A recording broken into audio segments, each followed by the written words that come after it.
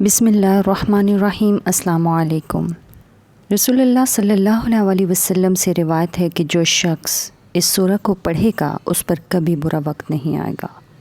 جو شخص اسے عشاء یا تہجد کی نماز میں پڑھتا ہے اس کا دل ہمیشہ پاکیزہ رہتا ہے، حتیٰ کہ پاک حالت میں ہی مر جاتا ہے۔ امام جعفر صادق علیہ السلام نے فرمایا کہ جو شخص اس سورہ کو صحیح طریقے سے پڑھے گا اسے رسول اللہ سے ملاقات کا موقع ملے گا، اور اگر وہ اللہ سے کچھ مانگے گا تو اسے وہ بھی ملے گا۔ جمعرات کی رات کو 100 مرتبہ سورہ مزمل پڑھنے سے 100 کبیرہ گناہوں کی بخشش اور 100 ثواب ملتا ہے۔ سورۃ مزمل کی تلاوت انسان کو پاگل پن اور لوگوں کا غلام بننے سے بچاتی ہے۔ یہ قرآن پاک کی ان خوبصورت صورتوں میں سے ہے جس کو پڑھنے سے رزق میں برکت ہوتی ہے، اولاد میں برکت ہوتی ہے، اس کے مال میں برکت ہوتی ہے، اور وہ ہر بیماری سے محفوظ رہتا ہے۔